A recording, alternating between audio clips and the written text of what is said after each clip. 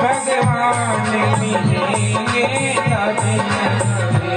मन धीर धरो विश्वास करो भगवान मिलेंगे कभी न कभी। गंगा में मिले यमुना में मिले, गंगा में मिले यमुना में मिले, ओ गंगा में मिले यमुना में मिले, गंगा में मिले यमुना में मिले, और रेवा में मिलेंगे कभी न कभी। रेवा में मिलेंगे कभी न कभी। मन धीर धरो विश्वास करो भगवान मिलेंगे कभी न कभी। मन धीर धरो विश्वास करो भगवान मिलेंगे कभी न कभी।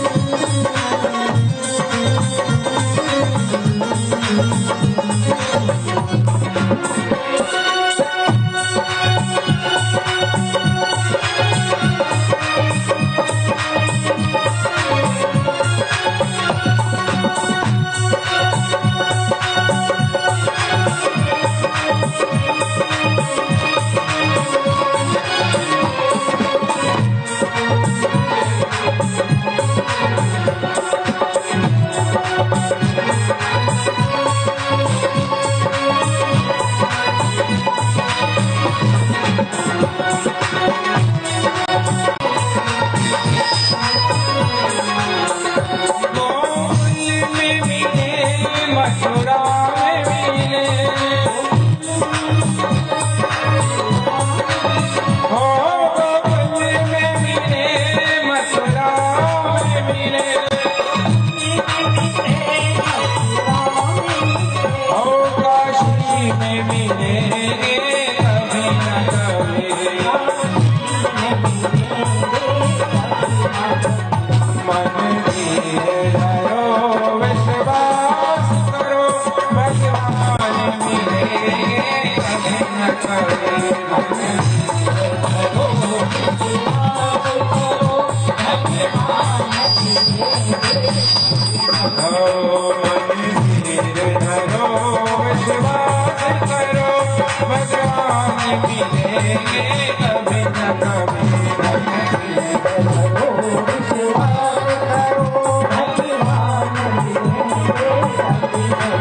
मन धीर धरो विश्वास करो भगवान मिलेंगे कभी न कभी।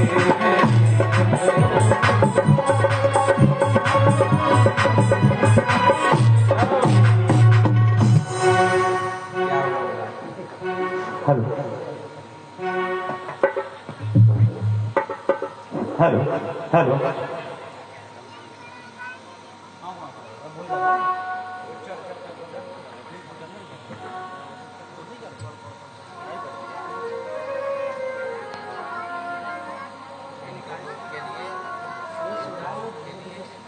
कोई इंस्ट्रूमेंट चटक वाला तय करके रखो। हेलो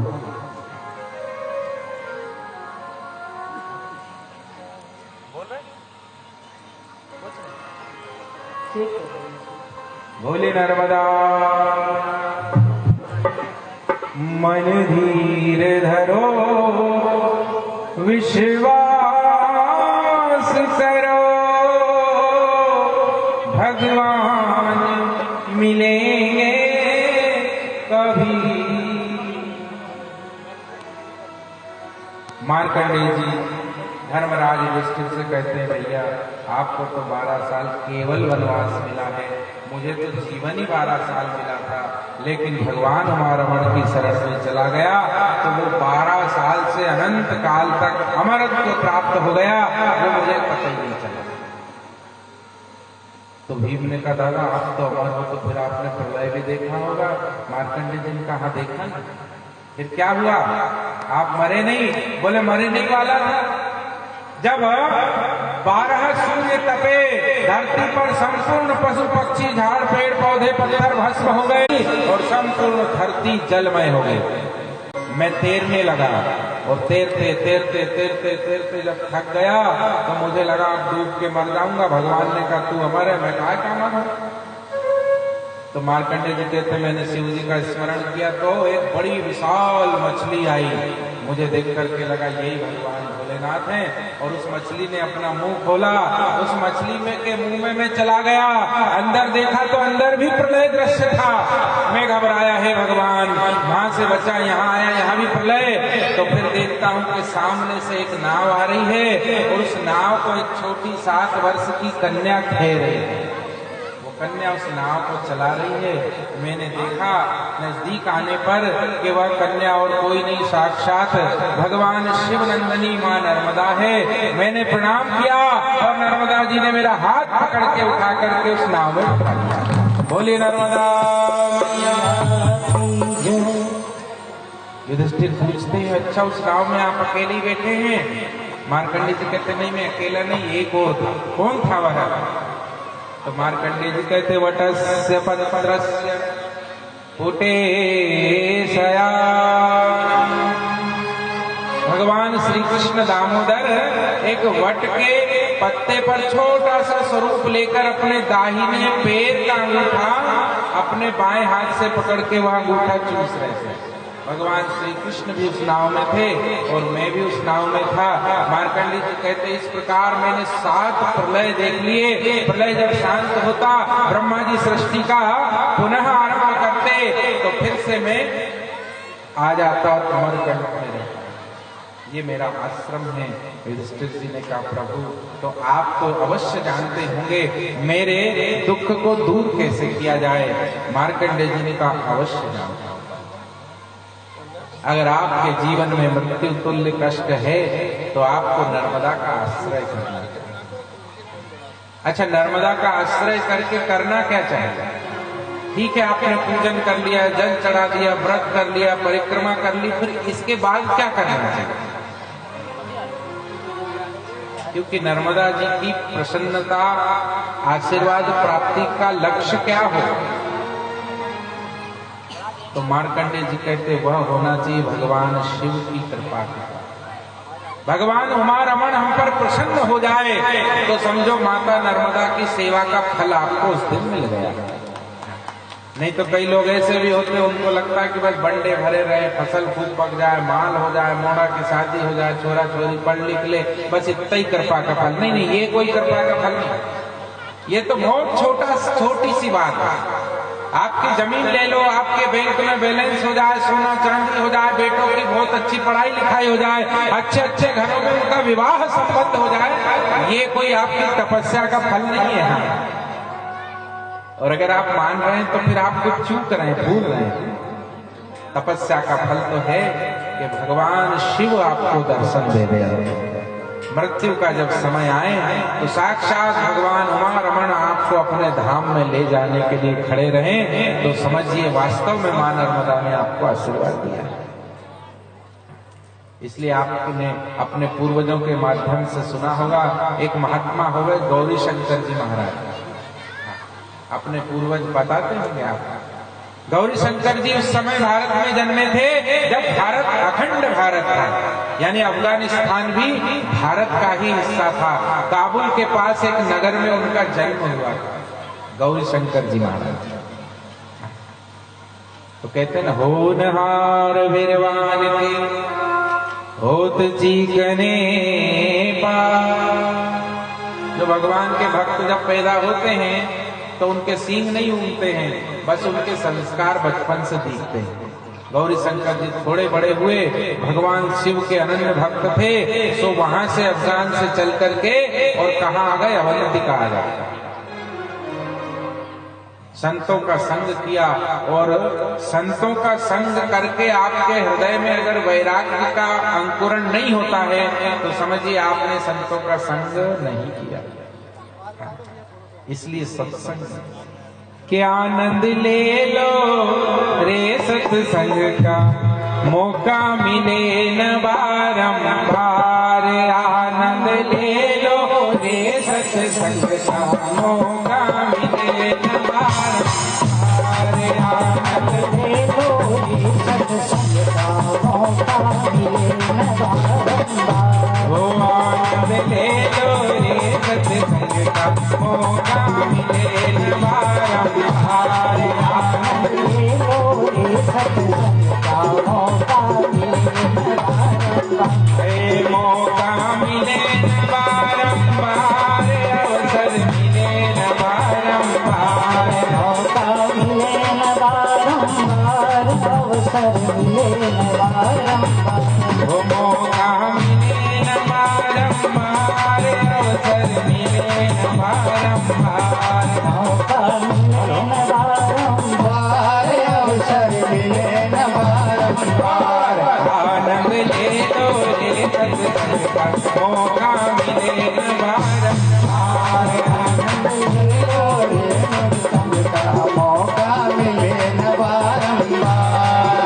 चौरासी भटक के आया, चौरासी भटक के आया, चौरासी भटक के आया, चौरासी भटक के आया। बड़े भाग्यवान तन पाया, बड़े भाग्य मानुष तन पाया, बड़े भाग्यवान तन पाया, बड़े भाग्य मानुष तन पाया। वो अवसर आया संत मिलन का मौका मिले न बारंबार, अवसर संत मिलन का मौका मिले न बारंबार। वो अवसर आया संत मिलन का मौका मिले न बारंबार, आया रे संत जय हो मौका मिले न बारंबार।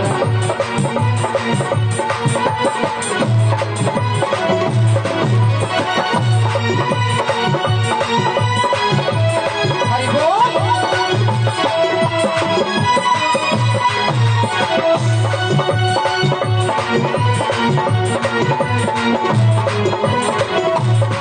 शाबाश।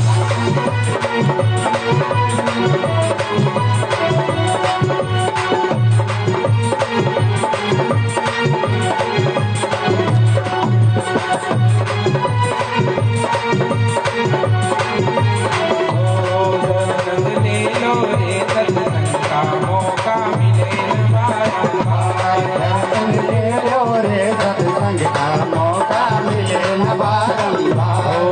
आनंद ले लो रे सत्संग का मौका मिले न बारंबार, आनंद ले लो रे सत्संग का मौका मिले न बारंबार।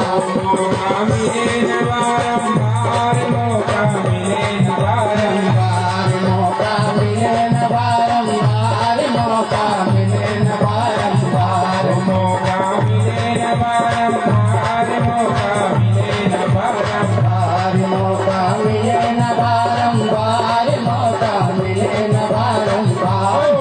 आनंद ले लो रे सत्संग का मौका मिले न बारंबार, आनंद ले लो रे सत्संग का मौका मिले न बारंबार। आनंद ले लो रे सत्संग का मौका मिले न बारंबार, आनंद ले लो रे सत्संग का मौका मिले न बारंबार।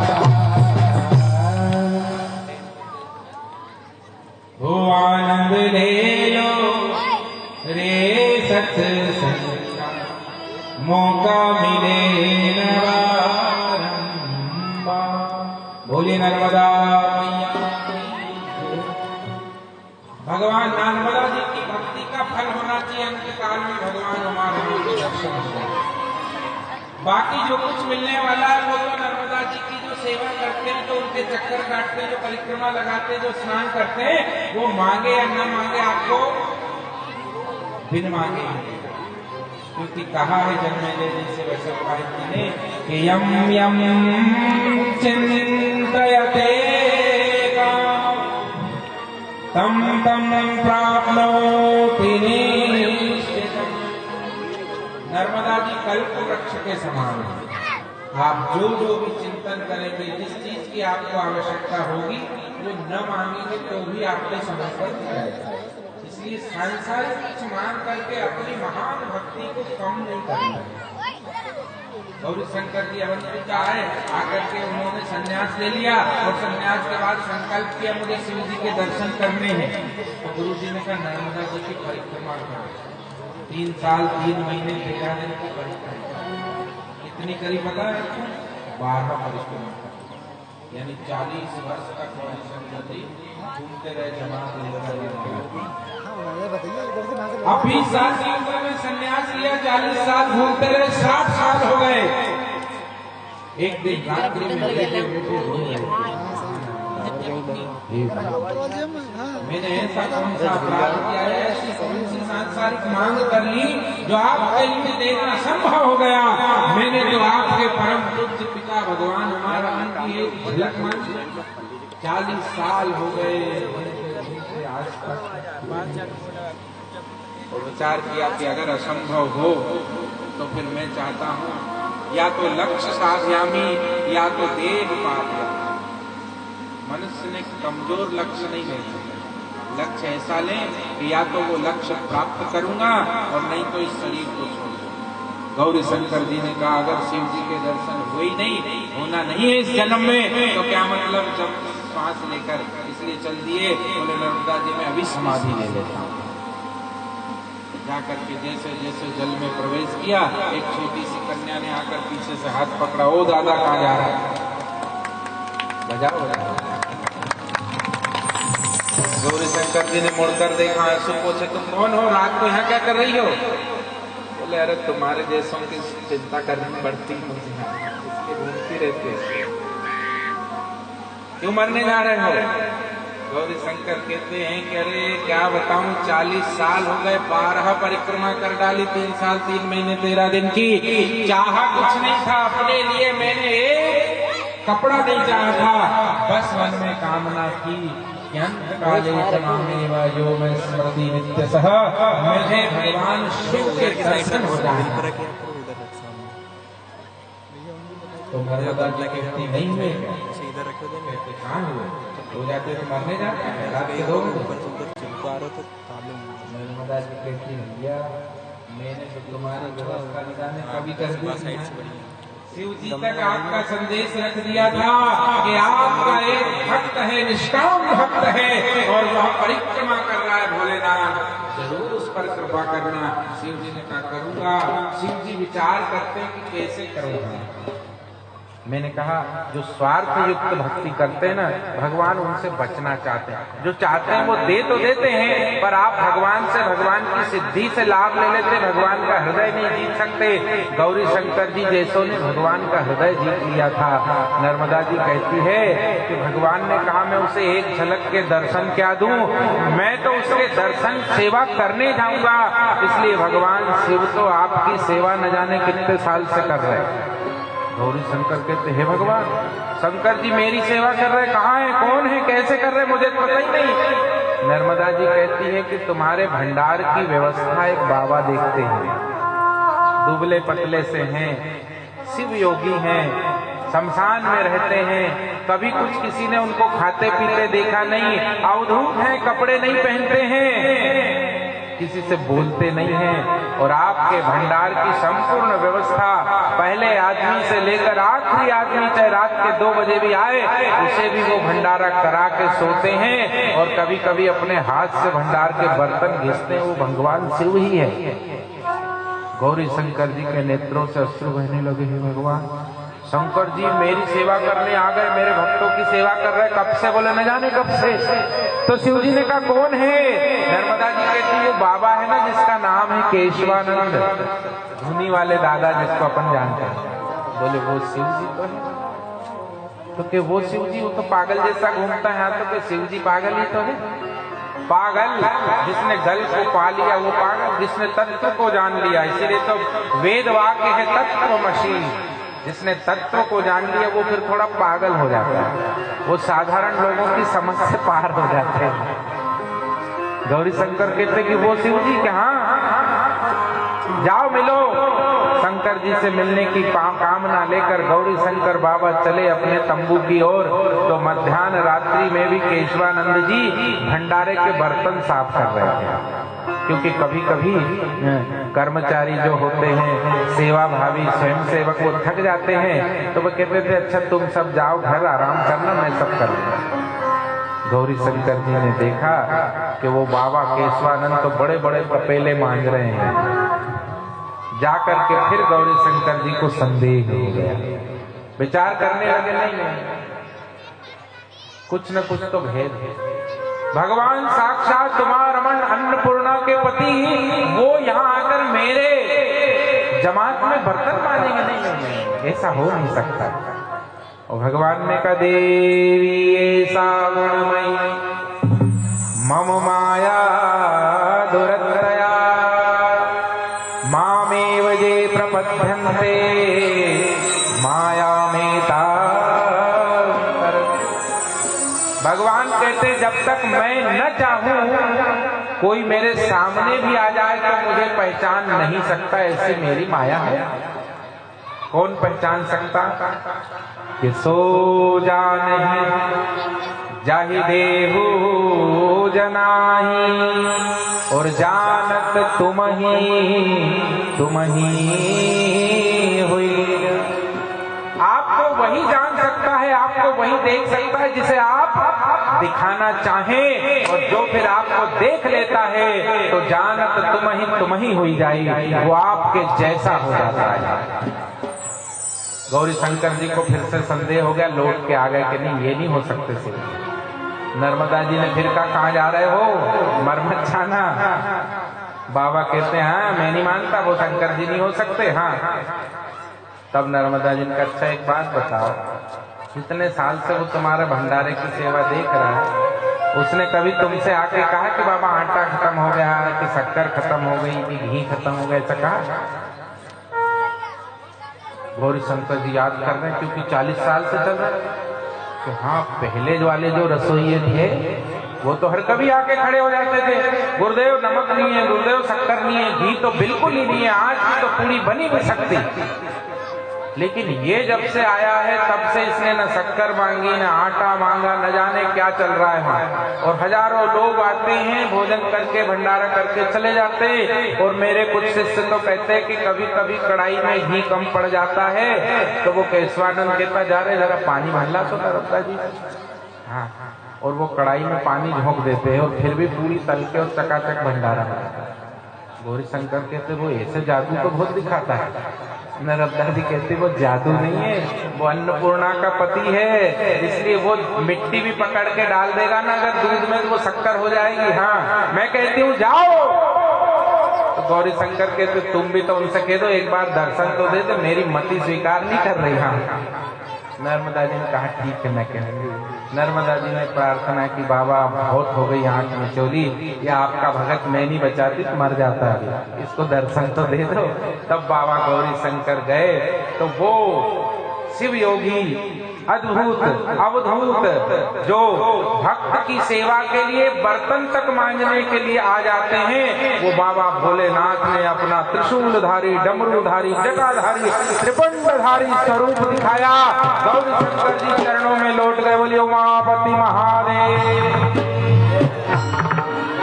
तो नर्मदा जी की सेवा का फल भगवान शिव आपके द्वार पर आ जाए, ये लक्ष्य लेके चल।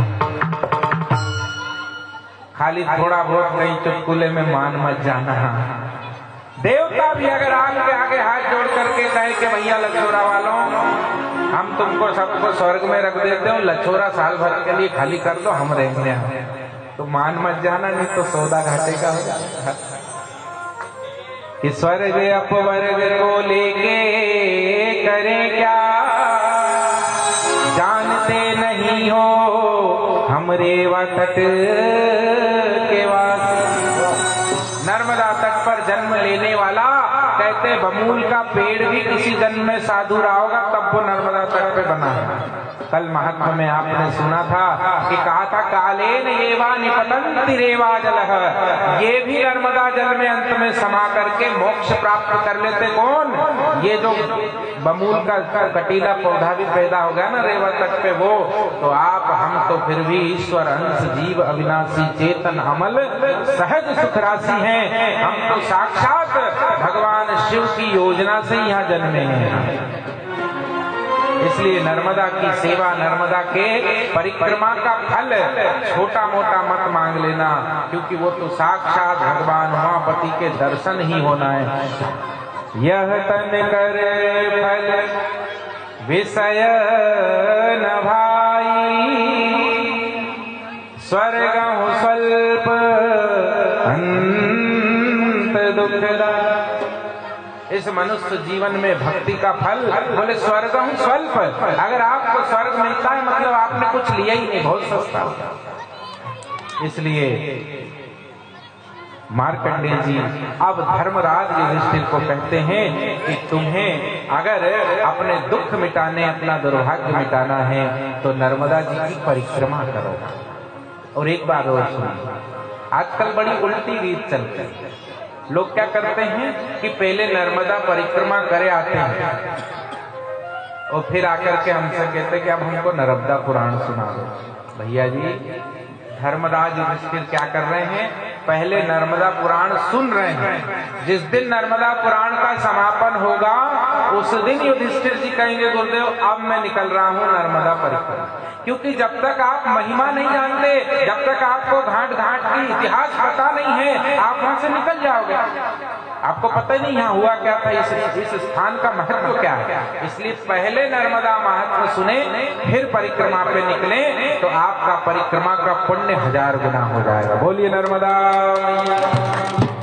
पांडव पहले नर्मदा महत्व सुनते हैं। मार्कंडेय जी कहते ततो गच्छेत राजेंद्र ज्वालेश्वर महादेव परम शोभनम।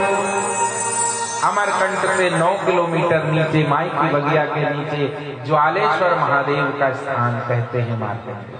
क्या है? बोले हिरण्यकश्यप का पुत्र हुआ प्रहलाद, प्रहलाद का हुआ विरोचन का हुआ बाली, और बलि का पुत्र हुआ था बाणासुर। ये बाणासुर था तो असुर कुल में, लेकिन ये भगवान शिव का भक्त था। भगवान शिव के पार्थिव पूजन करता था। सावन के महीने में भगवान शिव के पार्थिव पूजन करने का बड़ा महत्व है। बाणासुर पार्थिव पूजन करता था, भगवान शिव प्रकट हो गए, प्रसन्न हो गए। वरम ब्रयात, वरदान मांगो, क्या चाहते हो? तो बाणासुर कहता प्रभु 2 हाथ से आपने पार्थिवेश्वर बनाए पूजन किया तो आपने दर्शन दे दिए, तो मैं तो चाहता हूँ कि मुझे 1000 हाथ दे दो जिससे मैं खूब आपकी पूजा करूं। भगवान आकाश तक ले जाओगे? बाणासुर के 1000 हाथ, बाणासुर लग गया पूजन में। यह तन विषय भाई भजिए राम सब काम। अगर आपको शक्ति मिले, धन मिले, सुविधा मिले तो उससे भक्ति करना चाहिए। बाणासुर ने उन 1000 हाथों का उपयोग क्या किया? तो वो शिव जी की आराधना में लग गया। और भगवान शिव ने जब देखा कि 2 हाथ थे तो भजन करता था, 1000 हाथ हो गए तो और अधिक कर रहा है, तो भगवान शिव उसके सामने फिर प्रकट हो गए।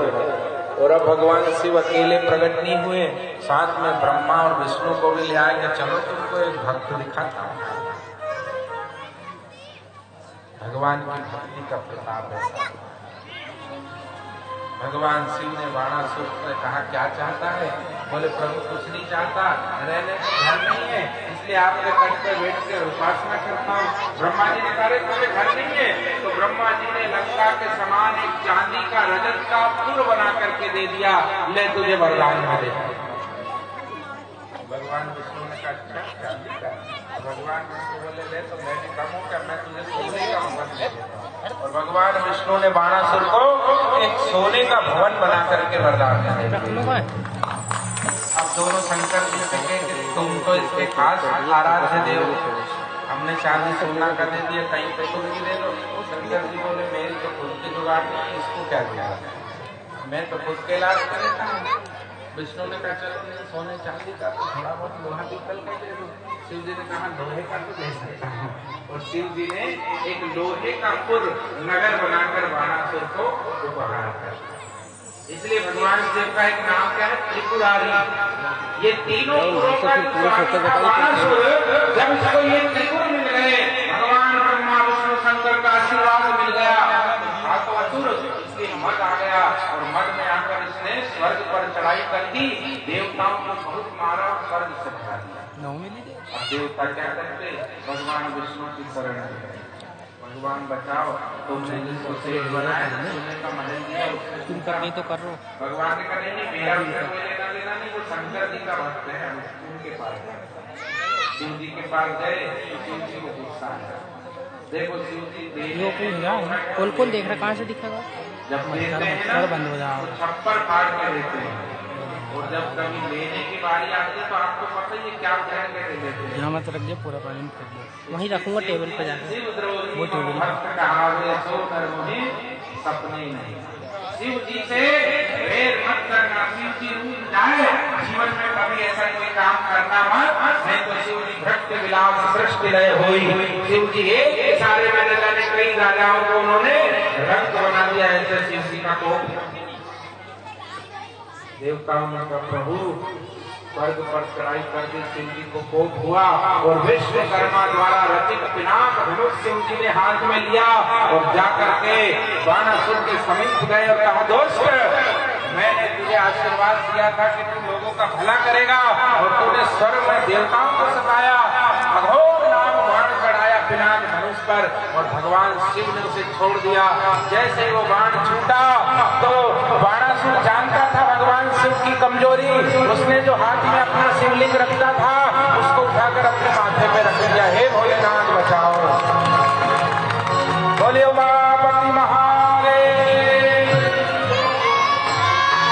अब वह घोर बाण जिसके माथे पर शिवलिंग रखा उसे कैसे मारता, इसलिए वो अघोर बाण ने भगवान शिव के शिवलिंग से जाकर टकराया, शिवलिंग गया, आग की ज्वालाएं उस शिवलिंग से जलने लगी और वह शिवलिंग जलते जलते जलते जलते ब्रह्मलोक से आकर नर्मदा जी में समाहित हो गया। बोलिए नर्मदा। मार्कंडे जी कहते ततो गच्छेत राजेंद्र ज्वालेश्वर महादेव परम शिव। अमरकंट से 9 किलोमीटर नीचे ज्वालेश्वर महादेव है। ये वही ज्वालेश्वर महादेव है जो बाणासुर के सिर पर जब अघोर मंत्र रूपी बाण लगा था तो जलते जलते ब्रह्मलोक से नर्मदा जी में समा गए और वह अग्नि शांत हुई। ज्वालेश्वर महादेव का स्थान परम भगवान शिव यहाँ सदा नर्मदा के तट पर ज्वालेश्वर के नाम से विराजते हैं। बाणासुर शिव की शरण में गया, बाबा मुझे माफ कर दो, मुझसे दोष हो गया। शिव जी ने कहा आज के बाद देवताओं को सताना नहीं तो तेरे 1000 भुजा काटने वाला आएगा। हमने बता बाणासुर चला गया, शिव भक्ति में लीन हो गया। मार्कंडे जी कहते हैं माई की बगिया से थोड़ा नीचे जाओ तो एक चक्र तीर्थ मिलता है। चक्र तीर्थ क्या है? बोले यहाँ भगवान स्वयं साक्षात श्री हरि नारायण ने उपासना की। देखिए आरंभ में मार्कंडे जी इसलिए दिव्य स्थानों का वर्णन कर रहे कि हमें ये समझा रहे हैं कि नर्मदा तट पर ब्रह्मा, शंकर, इंद्र, हनुमान जी जैसे महापुरुष आकर के सिद्धि प्राप्त करते हैं। स्वयं नारायण ने देखा कि मुझे धरती के संचालन का, सृष्टि के संचालन का भार है, क्या करूं? इसलिए भगवान शिव से और अधिक आशीर्वाद और अस्त्र शस्त्र की कामना से भगवान श्री नारायण नर्मदा तट पर आकर चक्र तीर्थ क्षेत्र के पास बैठ गए और वहां 1 वर्ष तक 1000 कमल पुष्प नंदनवन से लाकर के शिव जी को चढ़ाने का संकल्प किया। कोई ऐसा संकल्प कर सकता है? वैसे तो कहा गया है कि 5 चिन्ह धारण करना चाहिए नर्मदा के भक्त को शिव जी। पहला, सिर पर तिलक धारण करना है, चंदन धारण करना, त्रिपुंड धारण करना। जो सूने माथे रहते हैं उनसे शिव की कृपा वंचित हो जाती है। हमारे साधु समाज में तो कहते हैं कि तिलक को श्री कहा गया है।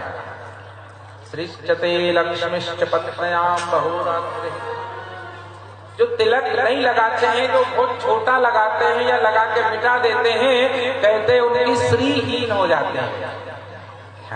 इसलिए हमारे समिति के कार्यकर्ताओं से हमने निवेदन किया था कि भैया जितने श्रोता आए, हाँ आजकल सभी ऐसे बेचारे नहीं है कि घर से ही तिलक लगा के आएंगे, चले आते हैं तो चले आए तो उनका स्वागत करें। तो समिति के सज्जनों ने कहा था कि सबसे पहले एक आदमी उनसे ओम नमः शिवाय नर्मदे हर जय राम जी की करेगा, दूसरा फिर उनको तिलक लगाएगा। तिलक में बहुत अच्छा उन्होंने ओम इत्तेकाक्षरम ब्रह्म, ओम साक्षात ब्रह्म का प्रतिपादन करता है, इसलिए ओम लगाएंगे, तिलक लगाएंगे। फिर और व्यवस्था आगे की कहा उनको सुगंधित द्रव्य छिड़केंगे। देखो लछौरा में कोई कम रिद्धि सिद्धि चल रही है, स्वागत हो रहा है, तिलक लगा रहे हैं, इत्र छिड़क रहे हैं, फिर बिठा रहे हैं। और बिठाने के लिए मैंने कहा था कि आगे कुछ 10-20 गद्दे लगवा लेना, तो बोले अरे आगे की छोड़ो, हमने तो पूरे में ही गद्दे लगवा दिए। तभी तो मैं कहूँ कि आप कहीं ताली नहीं बजाओ, जयकार नहीं करो, कीर्तन कर क्यों नहीं रहे, तो वो गद्दे पे बैठे, वहां तो मजा चल रही है। क्योंकि अगर नीचे जमीन पे बैठे कहीं कंकड़ पत्थर चुभे तो फिर जल्दी जल्दी खूब कहते हाँ गुरुजी बहुत अच्छी, अब तो आरती करो। पर गद्दे पे बैठ गए तो बैठ गए, अब तुम चाय का क्यों करो, हम तो बैठे हैं। जब तक लछोरा वाले हाथ में चाय और प्रसाद लाके दे नहीं, हम जाएंगे। तो बड़ा आनंद है, और ये सब नर्मदा जी की कृपा का ही है। नहीं तो अभी आपको पता है वर्षा के समय में बड़ी भीषण बाढ़ आई थी। खाली लछोरा नहीं, उनने कई गांवों को प्रभावित किया था, परंतु लछोरा छोटा सा गांव है, बता रहे सभी घरों में पानी पानी है। किशोर जी के घर में तो कितना पानी था, बहुत पानी भरा गया। हाँ। मैंने भी सवेरे उस दिन जिस दिन रात में बाढ़ आई, सवेरे 6 बजे छोटू जी को फोन किया था। पहला फोन में इनका भैया क्या बात है, बच तो गए? कि हाँ जान तो बची पर नुकसान बहुत हुआ। हाँ। मैंने कहा तुम्हारा घर गांव बाहर है, वो सुरक्षित तो है? कि हाँ अपना घर तो बच रहा है आस पास। ऐसी स्थिति हो गई थी, कई बेचारे अपने गांव के बंधु गरीब जिनका सामान बह गया, जो बिल्कुल तटवर्ती थे, उनको बहुत नुकसान हुआ था। कोई का अनाज खराब हो गया, कहीं का कहीं हुआ, लेकिन फिर भी देखिए यही सुमति है, ये हमारे पूर्वजों का आशीर्वाद और उनके संस्कार है कि हमारा जब जब कुछ भी जाता है तो हम ये नहीं रोते, नहीं छाती नहीं पीटते, हम पूर्णमदः पूर्णमिदं पूर्णात् पूर्णमुदच्यते, जितना है उतना चले जाए तो भी उतना बचता है, हम फिर उससे शुभ कर्म करना आरंभ करते हैं। क्योंकि दान दिए धन ना घटे कहे गए दास कबीर, और फिर भगवान सिद्धि देते भी, सब मिल जाता है और सब चल रहा है। लाखों करोड़ों जिस गांव में बड़ा बड़ा गांव, वहां पर ऐसे कार्यक्रम नहीं होते।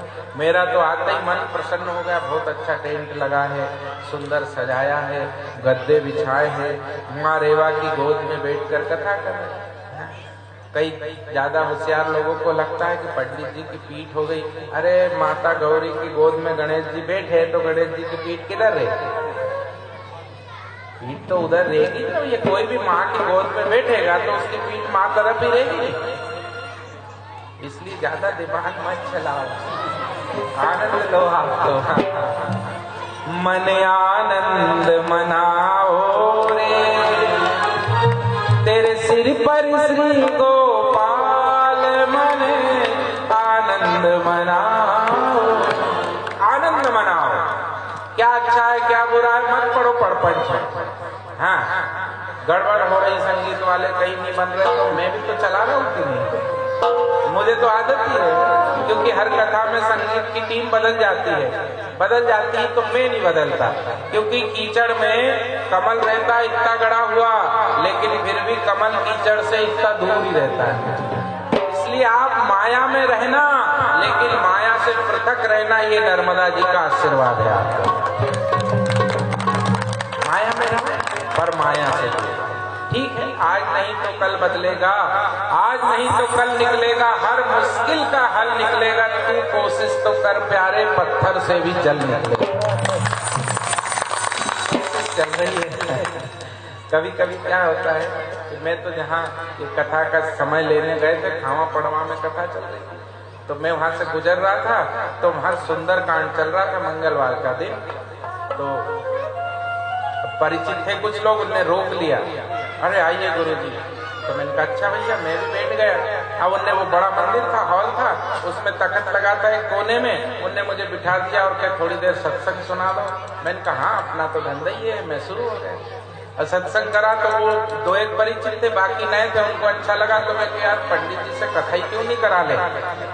तो पीछे से एक होशियार बोला पैसा है, कथा करा ले। हाँ, संसार में सब प्रकार के लोग हैं। तो मैंने सुन लिया कि ये कह रहा पैसा है ही नहीं, कथा की बात सीधे। तो मैंने कहा नहीं कोई बात नहीं, ये तो लोगों ने भ्रम बना लिया कि कथा करने में पैसे लगते हैं। नैमिषारण्य में कथा हो रही थी तो कौन ने चंदा उगाया था बताओ तो। अपने पास आई थी क्या कोई रसीद कि भैया नैमिषारण्य में कथा हो रही, लाओ चंदो देते। काम करते रहो, नाम जपते रहो। आपकी भावना तीव्र होनी चाहिए। तो भावो ही सिद्धते देवो न लोष्टे काष्टे पाषाणे। आपकी भावना भगवान को प्रकट करती है और कोई साधन प्रकट नहीं करता। कथा हो जोरदार, यहाँ तो फिर भी ये थोड़े टिम करने वाले, वहां तो कोई नहीं था, तो गांव के ही थे, भेज बजा रहे थे। अपन सब रंग के भजन गा लेते हैं, जैसे साजन वैसा बजाने वाला, जैसा वैसा भजन भी बजा, चल गया काम। तो बहुत अल्प द्रव्य में भी कार्यक्रम संपन्न हो जाते हैं। केवल आपकी भावना विशुद्ध होनी चाहिए, कार्यक्रम बहुत जोरदार हो जाता है। और श्रोताओं को भी ये ध्यान रखना चाहिए कि 2-2.5 घंटे 3 घंटे का समय होता है। अब इसमें क्या तो चुटकुले सुना लें। कई बार आप जब शांत हो जाते हैं गंभीर, तो मेरे मन में आती कि एक आध चुटकुला छोड़ दो, पर मैं सोचता हूँ कि चुटकुला 15 मिनट खराब कर देगा, इसलिए मैं उसको नहीं कहता। नहीं तो ऐसा नहीं कि मुझे हंसाना नहीं आता, मैं पेट दुखा दूं तुम्हारा, पर मैं जानता कि रोटी खानी है इसलिए पेट अच्छा रहेगा। 2.5 घंटे की तो कथा, उसमें क्या चुटकुले और क्या फालतू बात, इसलिए अपन मूल विषय पे चलते हैं। इसलिए जो कुछ भी अच्छा हो रहा है उस पर ही ध्यान दीजिए। बोलिए उमापति महादेव, नर्मदा मैया। चक्र तीर्थ का वर्णन माई की बगिया के नीचे भगवान स्वयं नारायण आकर के 1 वर्ष का व्रत लेते हैं और नंदन वन से कमल के पुष्प लाकर 1000 कमल पुष्प भगवान शिव को चढ़ाते। हमें भी व्रत करना चाहिए। कभी व्रत करें कि इस श्रावण के महीने रोज 1008 अखंड अक्षत भगवान शिव को चढ़ाते। 1 महीने भगवान पार्थिवेश्वर का यजन करूंगा, पूजन करूंगा। पुराने अपने पूर्वज सावन के महीने भर शिव जी का अभिषेक करते थे। नर्मदाश्वर, नर्मदा जी का हर पत्थर शिव जी नर्मदेश्वर रखकर हर सावन के महीने खूब रोज अभिषेक करो। अलग अलग महत्व है। सादे पानी से अगर अभिषेक करते हैं तो उससे कीर्ति की प्राप्ति होती है। उसमें अगर दूध डाल देते हैं तो कीर्ति के साथ ऐश्वर्य की प्राप्ति होती है। अगर उसमें जल में दूध डाल दिया और थोड़ी मिश्री और डाल दो तो कीर्ति के साथ ऐश्वर्य और फिर शांति की भी प्राप्ति हो जाती है। क्योंकि कीर्ति बहुत हो और शांति नहीं हो, ऐश्वर्य नहीं हो, तो कीर्ति भी किस काम की घटे। इसलिए कीर्ति के साथ थोड़ा ऐश्वर्य भी हो तो अच्छा लगता है। और ऐश्वर्य हो और उसके बाद शांति ना हो तो फिर डॉक्टर के चक्कर काटेंगे। इसलिए शांति भी हो, मन आनंद मनाओ। इसलिए सादे जल में दूध डाल दो, ये ऐश्वर्य मिलेगा। उसमें शक्कर डाल दो, शांति मिलेगी। इत्र डाल दो तो कीर्ति की भी प्राप्ति हो जाएगी, यश मिलेगा।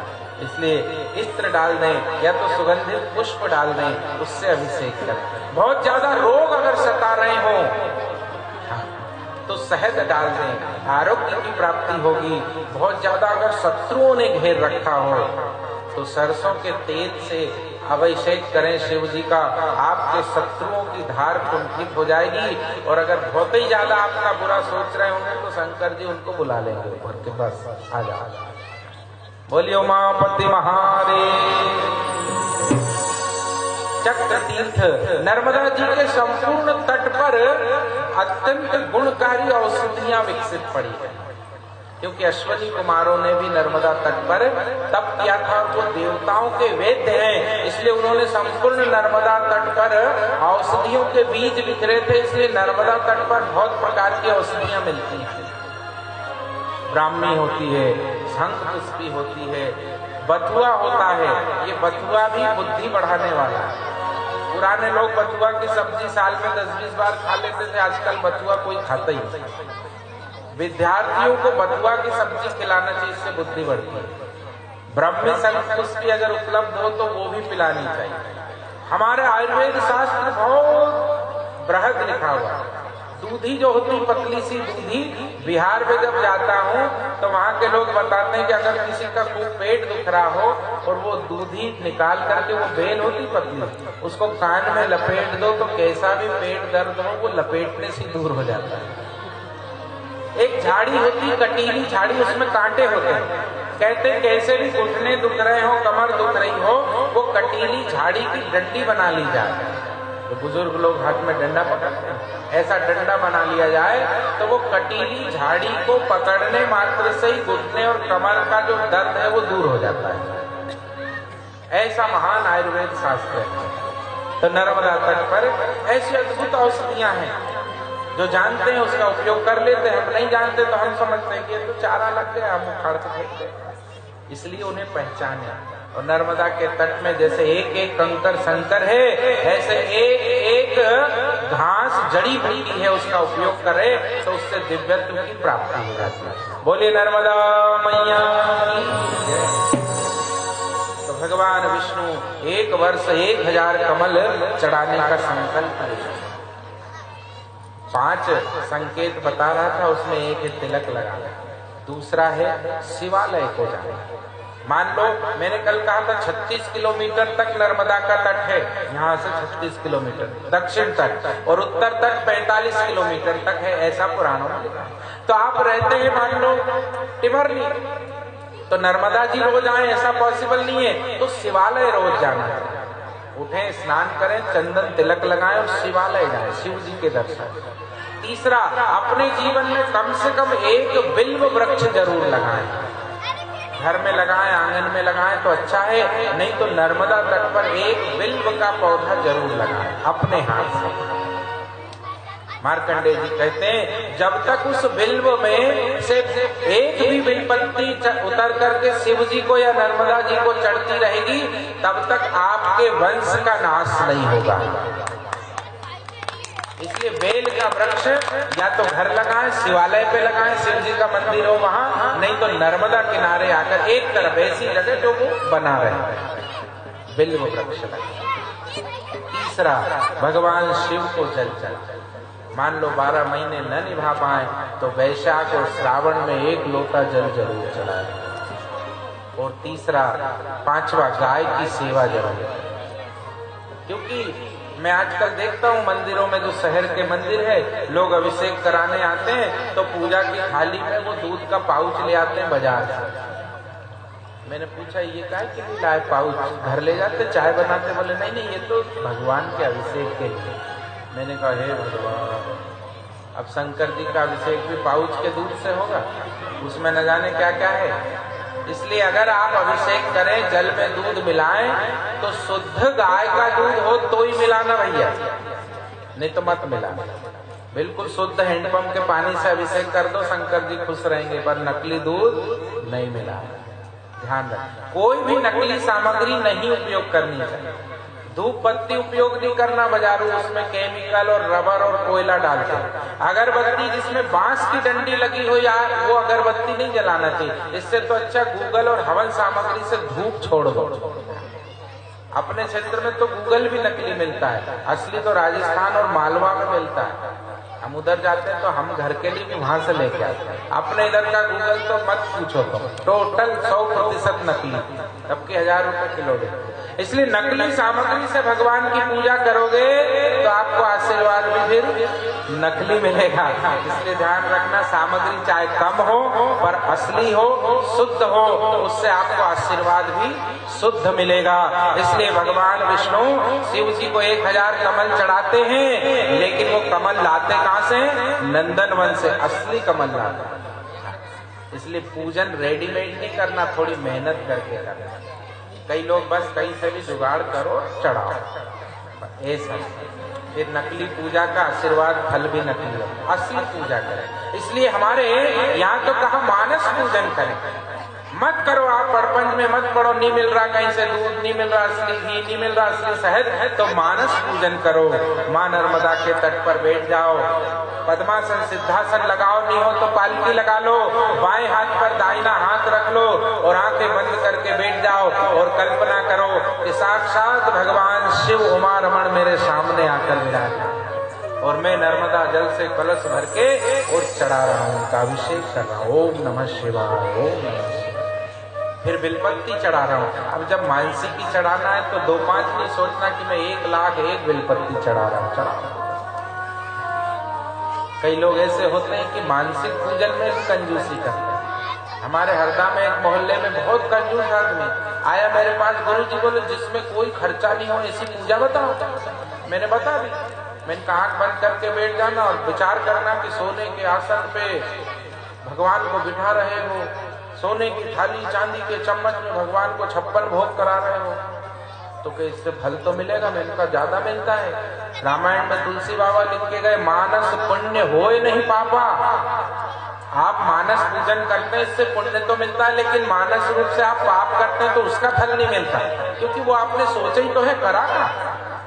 इसलिए मानसिक रूप से पाप का फल नहीं मिलता, लेकिन पुण्य करो तो फल मिलता है, ऐसा रामायण में लिखा है। तो बोले क्या करूं मैं, कैसा कर? तो क्या मीठा तो मुझे बहुत पसंद है, हलवा खिलाऊं भगवान को? अर्जुन का 56 भोग बना मैं, कोई कंजूस? तो क्या ठीक है, लग गए। आज खीर बना रहा हूँ, पूरी बना रहा हूँ, घी डाल रहा हूँ, खूब मानसिक पूजन। धीरे धीरे मजा आने लगा, क्योंकि वो कहावत है ना, फिरी का चंदन और घीस मेरे। हाँ, आज हलवा बनाया, आज खीर बना रहा हूँ, भगवान खा लो। वो कर्माबाई की तरह खूब खिलाए। करते करते उसको आनंद आने लगा, भगवान दिखने लगे। तो फिर पूछने लगा भगवान आज क्या खिलाऊं? तो भगवान ने कहा आज तो बेटा मालपुआ बना ले। मन उसका चल रहा था, नाम तो अच्छा मालपुआ, तो चलो फिर। तो गया, उसने बढ़िया आटा घोल रहा हूँ, दूध में शक्कर डाल रहा हूँ, वो डालते डालते जरा मुट्ठी कस के और पिच्ची रखने लगा। तो भगवान ने कहा ये क्या कर रहा है? ज्यादा डल गया। भगवान के तेरा भला हो जाए, असली तो नहीं है, मानसिक तो छोड़ दे मुट्ठी। हाँ, मन से करने में भी कसरा है कि उतनी भी ज्यादा हो जाएगी, पिच्ची डब्बे में रख रहे। कुछ लोग ऐसा ही मानस पूजन कर सकते हैं। भगवान श्री हरि ने नंदन वन से कमल लाकर 1000 कमल प्रतिदिन भगवान शिव को चढ़ाए और धीरे धीरे 364 दिन पूर्ण हो गए। आज 365वां दिन है। भगवान ने 1000 कमल रख लिए और भगवान उमा रमण का यजन कर रहे। कहाँ? चक्र तीर्थ में, माई की बगिया से नीचे नर्मदा तट पर। मार्कंडे जी कहते भगवान शिव अति प्रसन्न आकर के भगवान श्री हरि नारायण के पीछे खड़े हो गए। विचार करते हैं कि आज मुझे आनंद लेना है। भगवान शिव जरा भी गंभीर नहीं है। आपने जितनी फोटो देखी ना, उनमें उनको बिल्कुल गंभीर बताया। शिव जी से ज्यादा कोई विनोदी है ही नहीं देवता। शिव जी बहुत आनंद करते हैं। विष्णु पुराण में तो लिखा है, एक बार नारायण लक्ष्मी को लेकर शिव जी से मिलने और शिव जी पार्वती को लेकर के विष्णु से मिलने जा रहे थे, तो दोनों रास्ते में एक सरोवर के सामने मिल गए।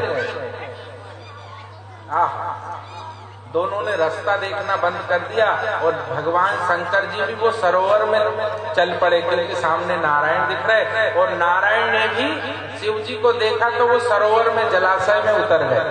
लक्ष्मी जी और पार्वती जी एक दूसरे को इशारा करती कि ये पागल है, तुम वहीं रहो, कपड़ा भीग जाएगा। वे दो दूर खड़ी हैं और शंकर जी और नारायण दोनों सरोवर में आमने सामने आ गए। पानी आ गया, अच्छा इतना इतना। तो शिव जी ने जरा नीचे गए और मुंह में भर लिया जल और ऊपर पिचकारी मार दी, जैसे वो गंगा जी बहती है ऐसे। और वो पिचकारी गिर कहाँ रही है? तो कहते वो पिचकारी गिर रही नारायण के मुखमंडल पे। और नारायण कह रहे ओम नमः शिवाय, वो पिचकारी अपने मुंह में लेके फिर ये पिचकारी छोड़ रहे। दोनों एक दूसरे के ऊपर जल के पिचकारी। लक्ष्मी जी ने कहा चलो लोग देख लेंगे, क्या कहेंगे तुमको? कि कह दो हमारी आज होली है, इसके देंगे हम। भगवान शिव अत्यंत विनोदी, इसलिए शिव जी ने कहा कि आज साल भर पूरा हो रहा कुछ करना है, इसलिए एक कमल उठा करके रख लिया। अब भगवान नारायण जो हैं एक एक गिनती करके कमल चढ़ा रहे हैं। ओम नमः शिवाय, ओम नमः शिवाय, ओम नमः शिवाय। अब जब 999 हुए और भगवान विष्णु थाली में हाथ घुमा के एक कांगो, क्योंकि इधर वह 1000 दाने वाली माला भी चल रही, तो उसका सुमेरु आया नहीं, मतलब एक दाना बाकी फूल कहाँ गया। देखा तो एक भी फूल नहीं, माला देखी तो एक गायब है। खड़े होकर देखने लगे कौन है, कहाँ गया, मैंने तो नंदनवन से गिन के लाया। हाँ? और कोई कॉन्वेंट के पड़े हुए थोड़े थे कि गिनती भूल जाए। मैंने कहा कहाँ गए, चलो कोई बात नहीं, पूजा खंडित नहीं हो, इसलिए भगवान श्री नारायण ने विचार किया कि ये नेत्र भी कमल के समान है,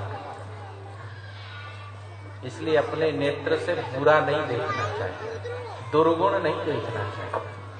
ये जो हमारे शब्द है ना, ये मणि के समान है।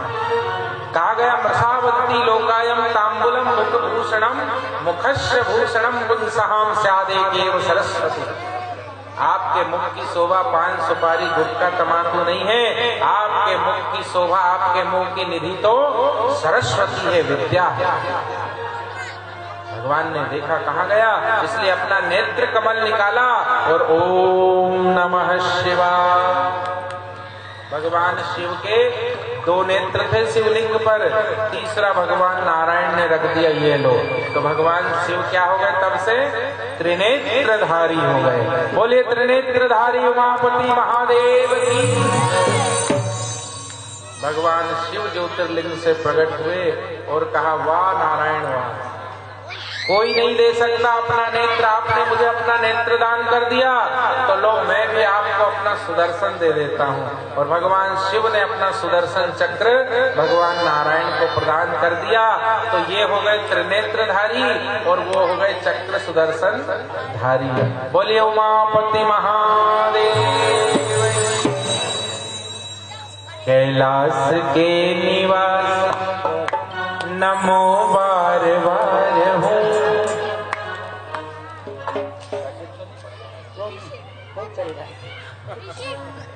हाँ भैया मुझे बड़ा तो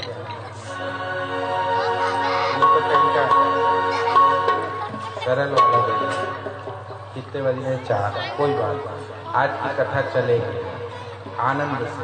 आप जो आधा पौना घंटा निकलेगा उसको मैं आपको थोड़ा हल्का कर दूंगा, आप चिंता न करें। कैलाश के निवास नमो बार बार हूँ, आयो शरण तिहारी भोले तार तार तू। कैलाश के निवास नमो बार बार हूँ, नमो बार बार हूँ, आयो शरण तिहारी भोले तार तार तू। कैलाश के निवास प्रभु बार बार हूँ, आयो शरण तिहारी प्रभु तार तार हूँ। कैलाश के निवास नमो बार बार हूँ, कैलाश के निवास नमो बार बार हूँ, आयो शरण तिहारी भोले तार तार तू। कैलाश के निवास प्रभु बार बार हूँ, कैलाश के निवास प्रभु बार बार हूँ, आयो शरण तिहारी प्रभु तार तार हूँ। कैलाश के निवास प्रभु तार तार तू, आयो शरण तिहारी प्रभु तार तार हूँ। भोले हरि बोल।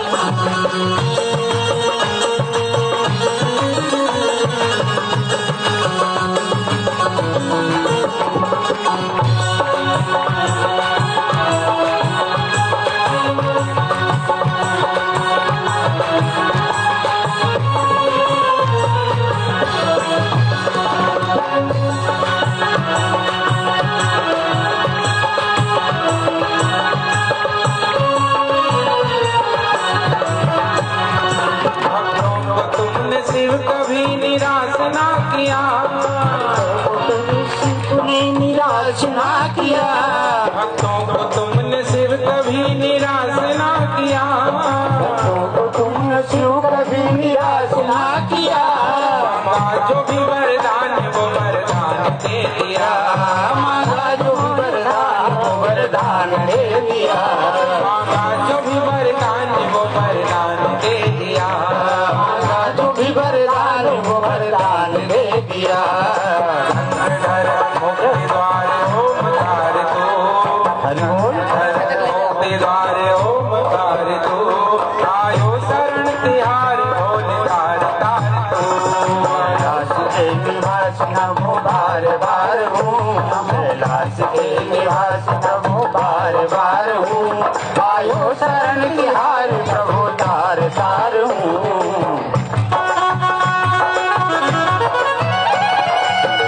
बम बम भोले। जय हो। ताली बजा के प्रेम के साथ आ जाइए आप। तालियां बजाइए। तालियां बजा दिया। तालियां बजा करके आनंद लें आप।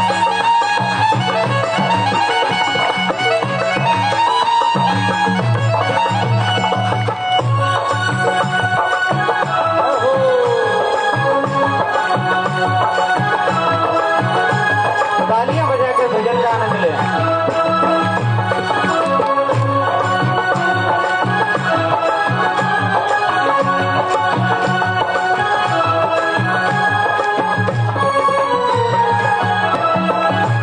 क्या बात। बखान क्या करूं मैं लाखों के ढेर का।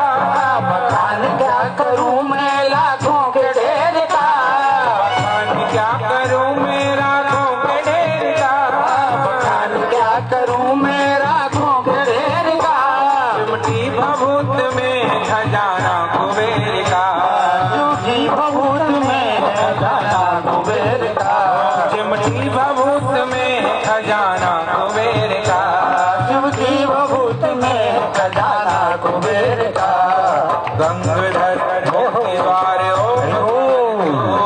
गंगाधर मुक्ति द्वार ओमकार तो, आयो शरण तिहार भोले तार तार तो।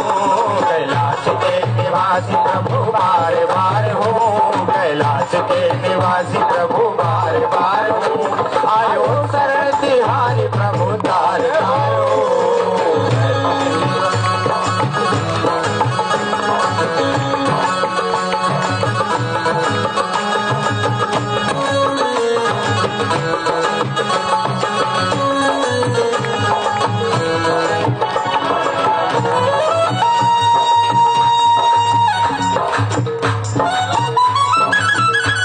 जय हो।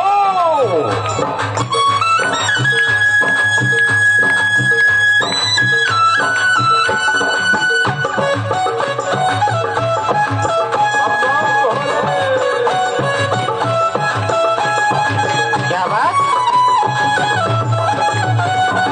हरि बोल।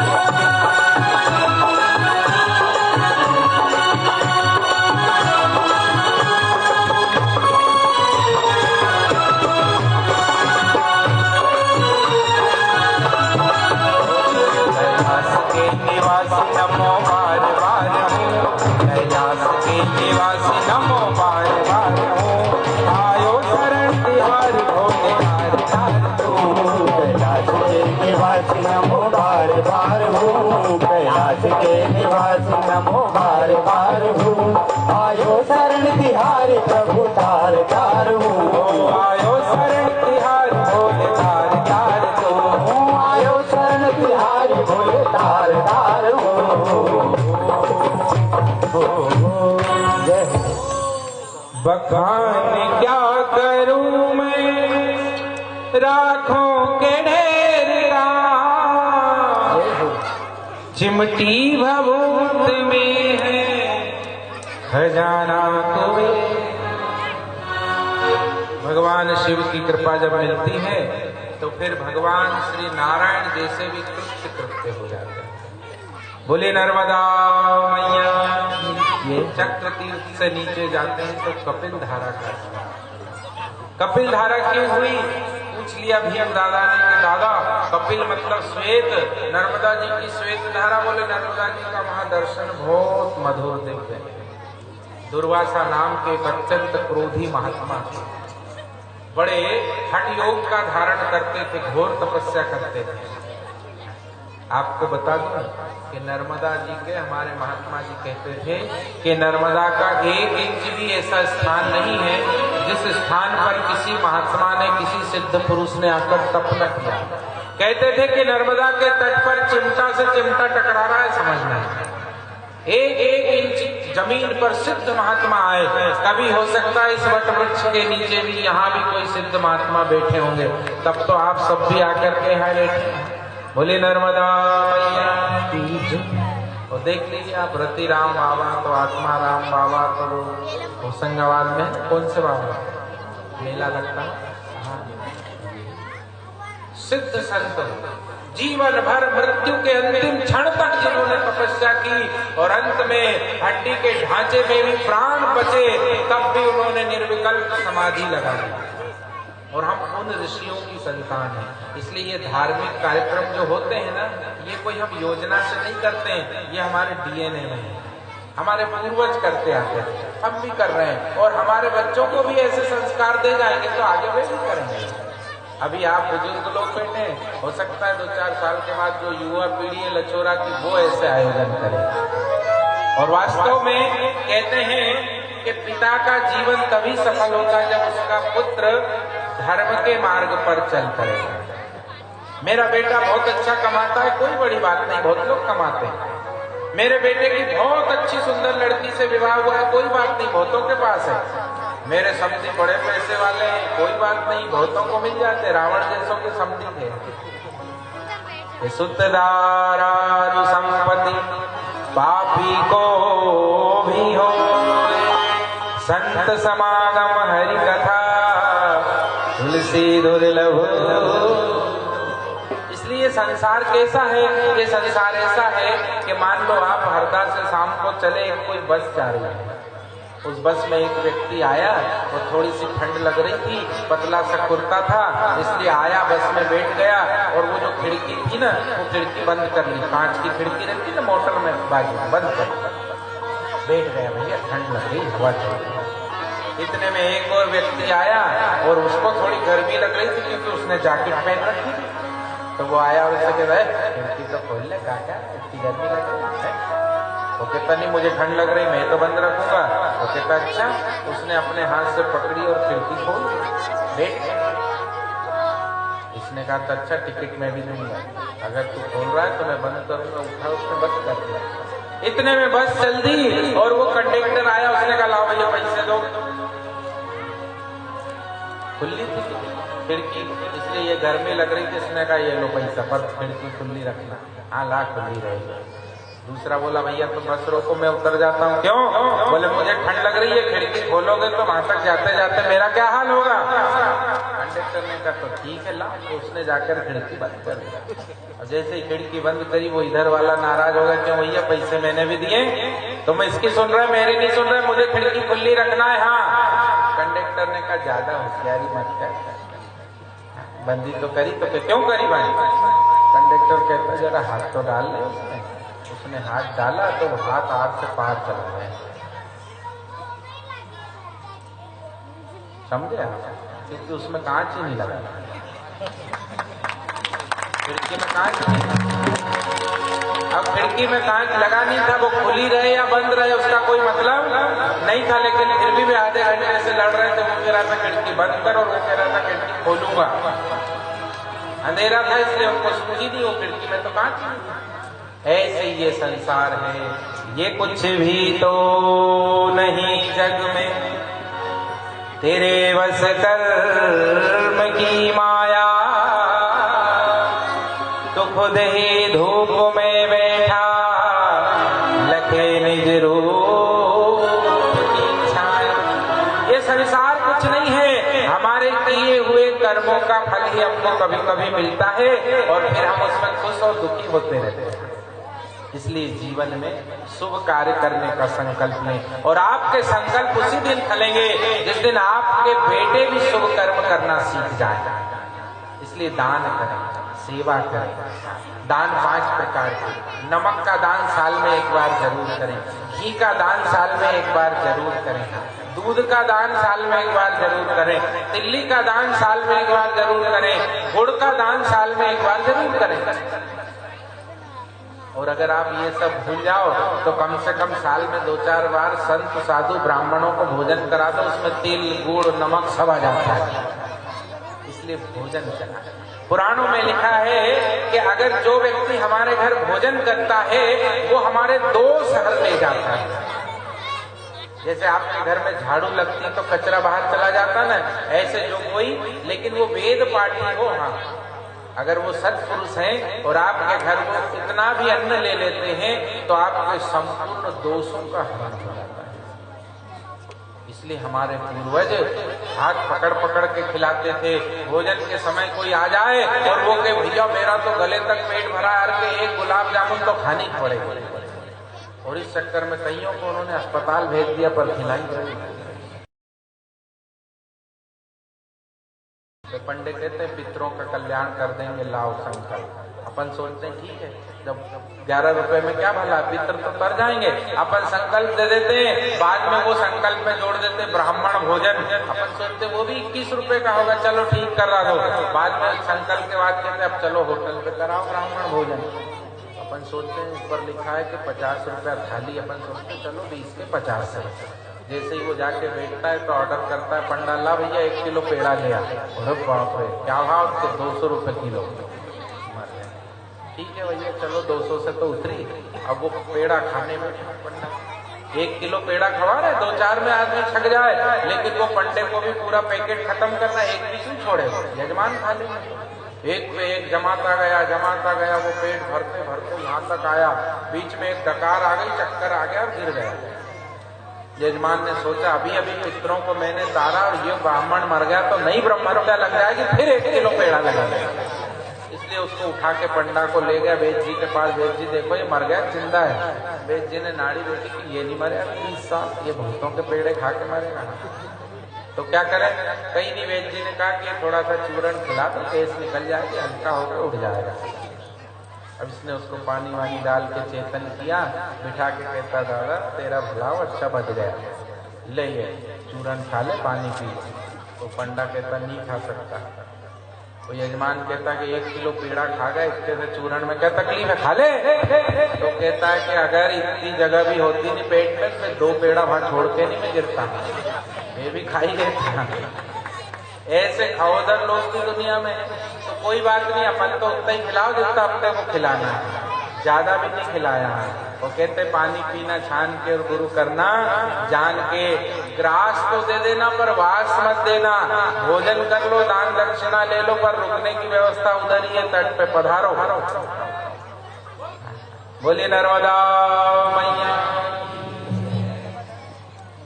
रेवा माथा रे चरणन की बलिहारी, हो रेवा माथा रे चरणन की बलिहारी, रेवा माथा रे चरणन की बलिहारी, रेवा माथा रे चरणन की बलिहारी, रेवा माथा रे चरणन की बलिहारी, रेवा माथा रे चरणन की बलिहारी, रेवा माथा रे चरणन की बलिहारी। हो सुख करनी माँ दुख हरनी, तो सुख करनी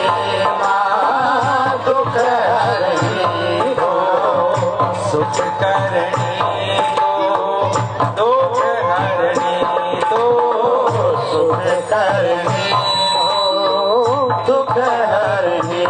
हरि महिमा गाय पुरारी, हरि महिमा गाय पुरारी, हरि महिमा गाय पुरारी, हरि महिमा गाय पुरारी, रेवा माथा रे चरणन की बलिहारी,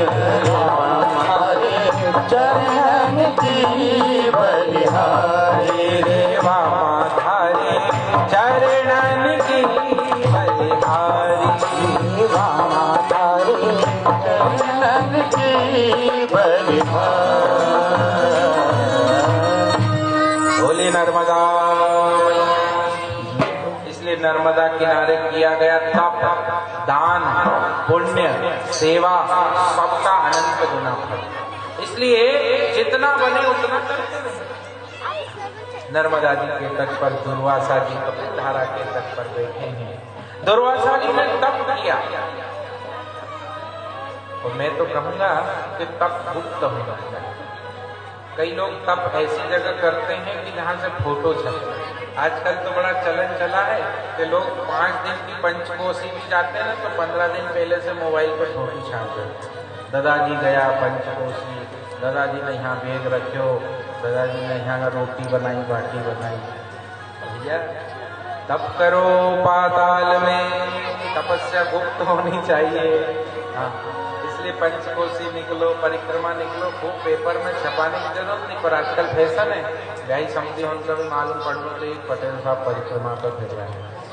ठीक है, कर लो भले, पर हो सके तो गुप्त करो। तपस्या गुप्त। दुर्वासा जी छुप करके आए और नर्मदा जी के जंगल में, अरण्य कपिलधारा के जंगल में बैठ गए तपस्या। क्योंकि एक बात और है, तपस्या में सबसे बड़ा साधन है आपका मन। क्योंकि मन के हारे हार है और मन के जीते जीत। मन ही मिलाए राम से और मन ही करत। आपका मन अगर लग गया तो 10 मिनट का तप भी 1 साल के तप में भारी पड़ जाएगा। और अगर आपका मन नहीं लगा तो साल भर का तप भी बेकार हो जाएगा। सारा खेल मन का है। मन के हारे हार है, मन के जीते जीत। मन ही मिलाए राम से और मन ही करत है। दुर्वासा जी तप करने बैठे, तप करते करते, और मिलता सबको। मैं आपको बता दूं, अभी 2 वर्ष पूर्व मेरी नर्मदा पुराण की कथा थी। पुनासा तहसील में गांव था रोशनपुर, वहां एक यादव जी थे, यदुवंशी। उनके घर में पुत्री का जन्म हुआ और वो पुत्री 7 वर्ष से 8 वर्ष की हुई और अचानक उस पुत्री की एक दिन नेत्र दृष्टि चली गई। हे भगवान, सबसे बड़ी बेटी हुई और बेटी जन्म ली, अच्छी भली थी, आंख थी उसकी, हाथ पैर थे, सब अच्छा था। लेकिन वो जब 7-8 वर्ष की हुई तो उसकी नेत्र दृष्टि बिल्कुल साफ चली, उसको कुछ नहीं दिखी।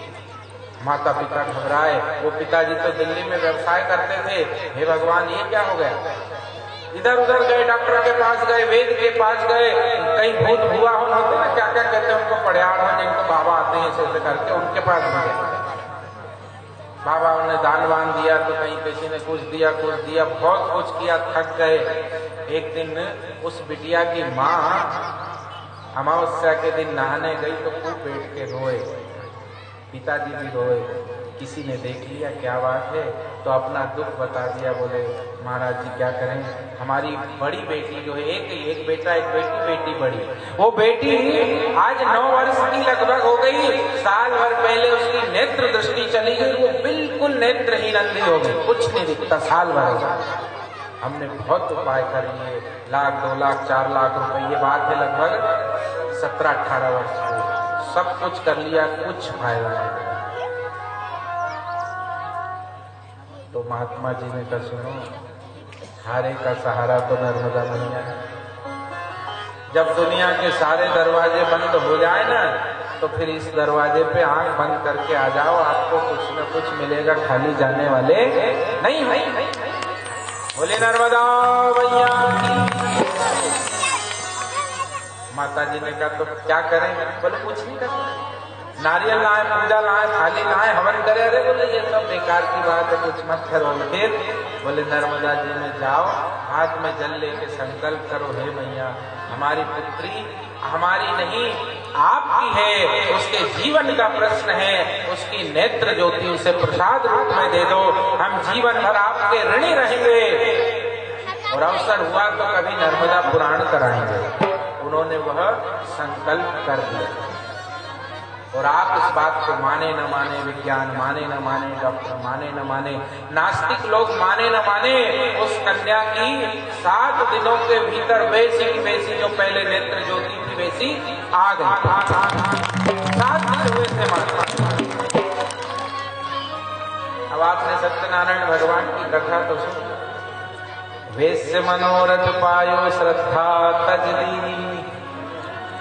जब हमको हमारा मनोरथ मिल जाता है तो हम भगवान से कहते जरा रस्तों छोड़ो, नहीं हमारे जरा बाजार जाना है, ऐसा करते हैं। तो उनको भी जब बेटी के नेत्र आ गए तो वे भूल गए नर्मदा जी को, दिल्ली में बस गए, दिल्ली में घर बना लिया। लेकिन धीरे धीरे देखते हैं कि भगवान का प्रकोप मिलता जा रहा है, तो दिल्ली का घर बेच के होशंगाबाद आ गए, वहां घर बना लिया। फिर बेटी इतनी बड़ी हो गई कि इसके विवाह का संबंध हो गया, विवाह की तारीख निकल गई 29 अप्रैल। तब पत्नी ने कहा सुनो जी अब बहुत हो गई यहाँ, 9 साल की थी तब से मानी है, अब तो विवाह की 23 साल की हो गई, कर लो, नहीं तो फिर मत पूछना क्या हो जाएगा।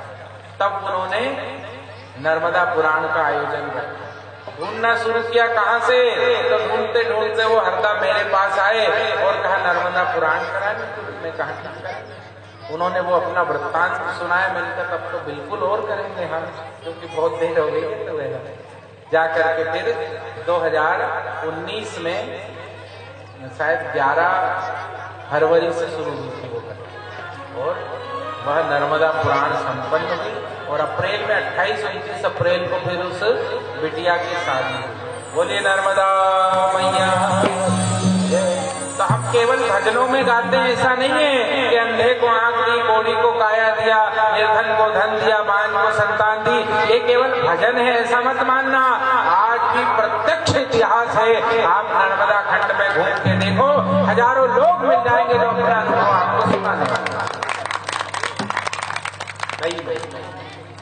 मुर्दे भी जीवित हो गए, मुर्दों को जीवित कर दिया, निर्धन को धन दे दिया।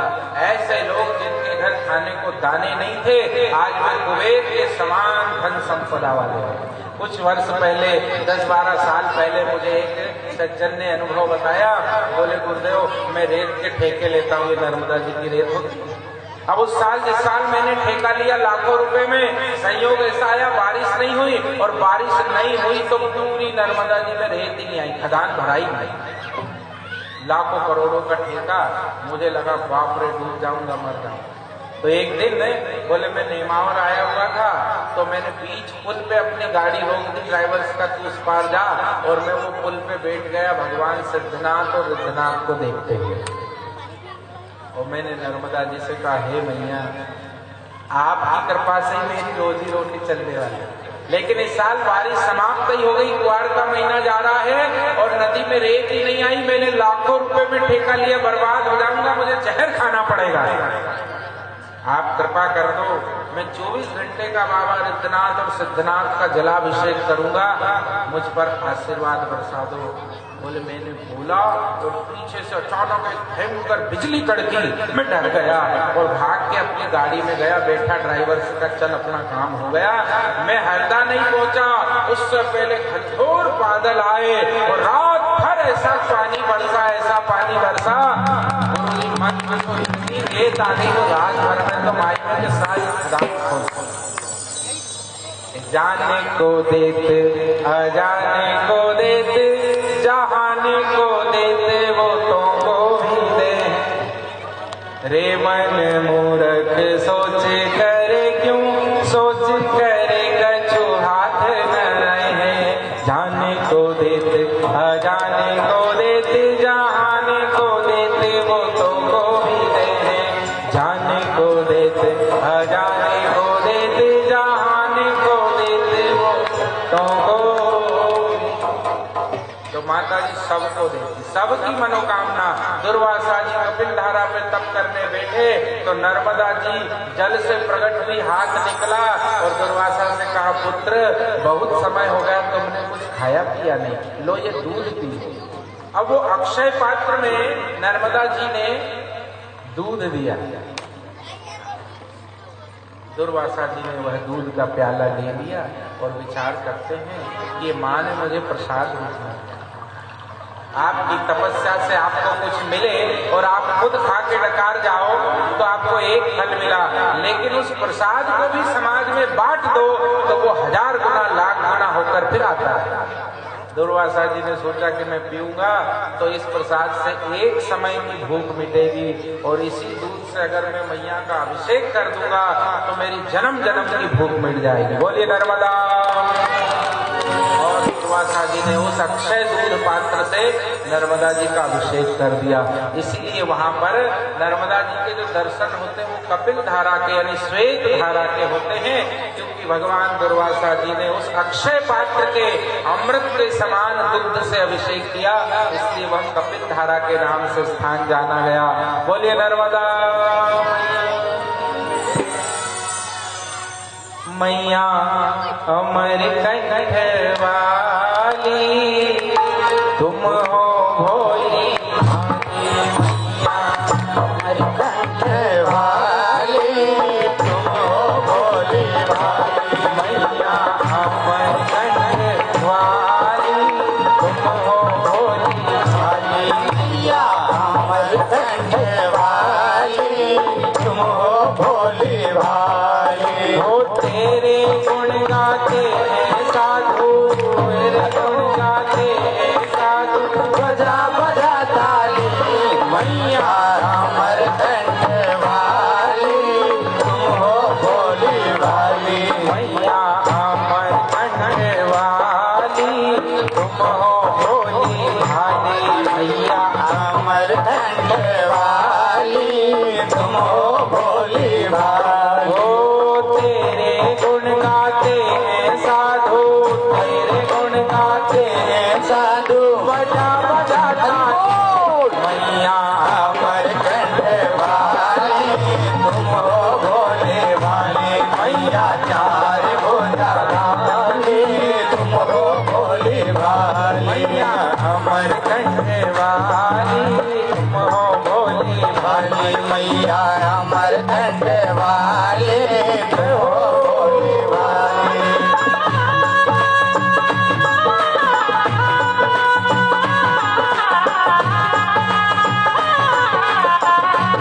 हरि बोल।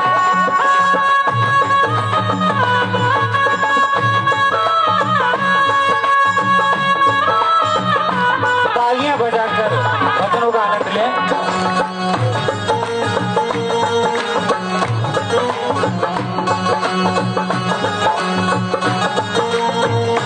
क्या बात। ओ पूरे मगर पर तीन सवारी हाथ कमल को पूरी मगर पर कर सवारी हाथ कमल को दो। हाँ पूरे मगर पर तीन सवारी हाथ कमल को पूरी मगर पर कर सवारी हाथ कमल को दो। हाँ सबको देती रिश्ते से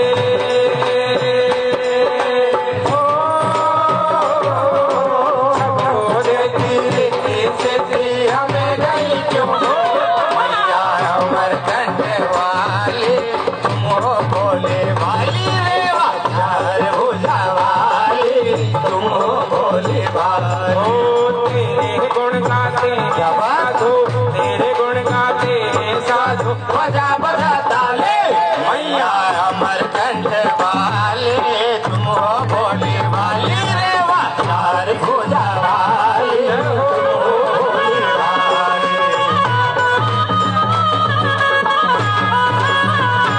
नर्मदे।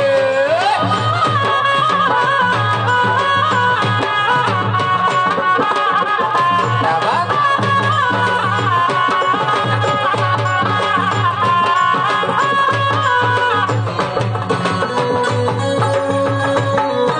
जय हो।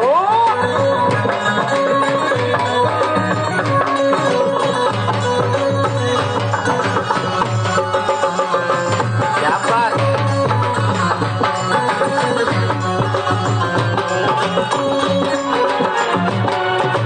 नहीं हमारो कुटुंब कबीलो नहीं ताते अरुमान। नहीं हमारा कुटुंब कबीला नहीं ताते और ओ नहीं हमारो कुटुंब कबीलो नहीं ताते अरुमान। नहीं हमारा कुटुंब कबीला नहीं दाद हम तो आए शरण तिहारी, हम तो आए शरण तिहारी, हम तो आए शरण तिहारी, हम तो आए शरण तिहारी, घर में पड़े गिरदार मैया अमर कंठ वाले तुम हो भोले वाली रे बाजार पूजा वाली तुम हो भोले वाली।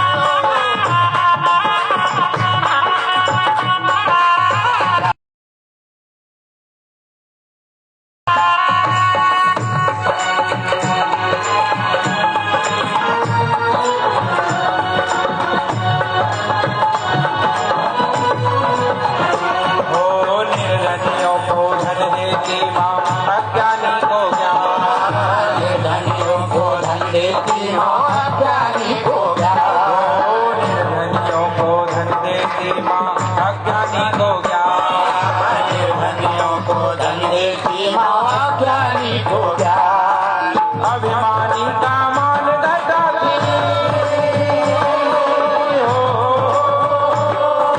अभिमानी का मान घटाती, खोती नाम निशान मैया अमर कंठ वाली तुम हो भोले वाली रे बाजार पूजा वाली तुम हो भोले वाली। तेरे गुण गाते हैं साधु, तेरे गुण गाते हैं साधु, बड़ा बड़ा ताले मैया अमर कंठ वाले तुम हो भोले वाली रे बाजार पूजा वाली तुम हो भोले वाली मैया अमर कंठ वाली तुम हो भोले वाली रे बाजार पूजा वाली तुम हो भोले वाली मैया अमर कंठ वाली तुम हो भोले वाली रे बाजार पूजा वाली तुम हो भोले वाली। बोले नर्मदा मैया जय हो। निर्धनियों को धन देती माँ, अज्ञानी को ज्ञान, अभिमानी का मान घटाती, होती नाम निशान मैया मर कंठ वाली तुम हो भोली। क्यों भोली वाली? क्योंकि जिनके पिताजी भोले हों उनकी चोरी भी भोली भोली है। इसलिए भोले के भगवान होते हैं, भोले आदमी का फायदा उठाना बहुत आसान होता है, इसलिए उठा लो फायदा। 7 दिन का समय है, आज दूसरा दिन बीत गया, 5 दिन हो गए। ठीक 1 बजे से नर्मदा पुराण कथा आरंभ होगी। आप सब पधारे, जो आज आए हैं उनको बहुत बहुत धन्यवाद, साधुवाद। कल फिर ठीक 1 बजे पधारे, जो नहीं आए हैं इनको समय आदि का ध्यान न हो उन्हें बता दें। 1 बजे से 4 बजे तक कथा नित्य चलेगी लचोरा धाम पर, माँ नर्मदा के तट पर। और दिनांक 19 फरवरी को माँ नर्मदा पुराण की पूर्णाहुति होगी, प्रसाद होगा। और 19 फरवरी को ही संयोगवश नहीं, योजना तरीके से नर्मदा जयंती का उत्सव है। कल आपने सुना था माघे शीत सप्तम्याम अभिजीते रवेर दिने, माघ के महीने में शुक्ल पक्ष की सप्तमी को अभिजीत मुहूर्त में ठीक 12 बजे रविवार के दिन नर्मदा जी का प्राकट्य मेकल पर्वत पर हुआ था। सो नर्मदा जयंती उत्सव 19 तारीख को रहेगा। आप सब परिवार पधारे, आपका खूब खूब धन्यवाद, साधुवाद।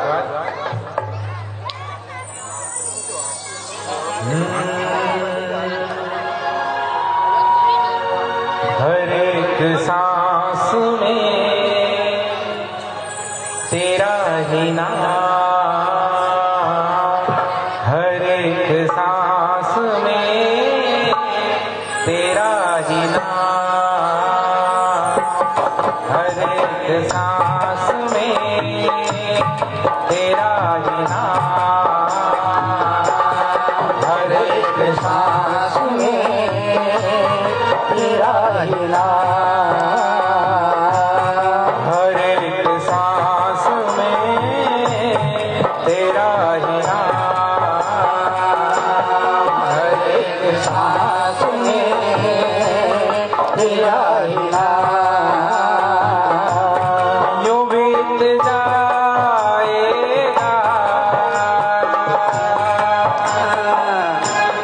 जन्म तमाम, हर एक सांस में तेरा ही नाम, हर एक सांस में तेरा मोह माया के बंधन में भूला हूँ प्रभु तुमको, मोह माया के बंधन में भूला हूँ प्रभु तुमको, मोह माया के बंधन में भूला हूँ प्रभु तुमको, मोह माया के बंधन में भूला हूँ प्रभु तुमको, अब न भूलूंगा मैं, अब न भूलूंगा मैं, हर एक सांस में तेरा ही नाम, हर एक सांस में तेरा ही नाम, हर एक सांस में तेरा ही नाम, हर एक सांस में तेरा ही नाम। बोले नर्मदा मैया की देखो हमारे यजमान बेचारे कितने भले, तुम खड़े हो नहीं हो वे तैयार है, तो अब आप हो जाओ। हाँ वो थोड़ी गद्दा पे बैठा बैठा थोड़े 5 बजे। ओम जय जगतानंदी हो मैया जय आनंद कंदी, ब्रह्मा हरि हर शंकर देवा शिव हरि शंकर रुद्र पालंकी। ओम जय जगतानंदी नारद सारद तुम भगदायक अभिनव पद चंडी। ओम अभिनव पद चंडी मुनि गण सेवक सुर नर मुनि गण सेवक नारद पद चंडी। ओम जय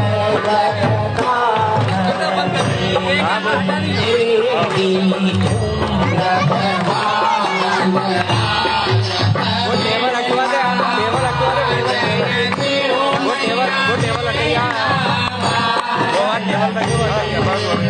देखो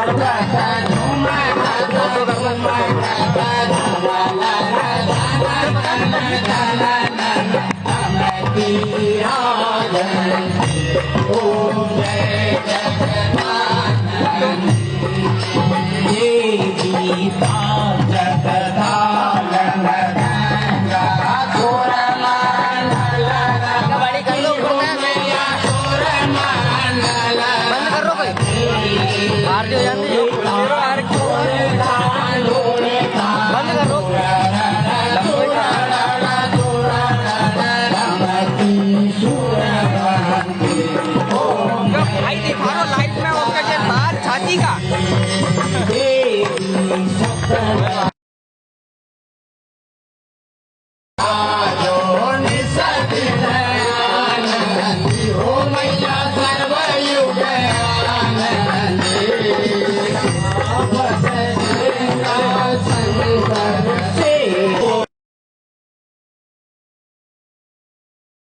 मैया की अमर कंठ में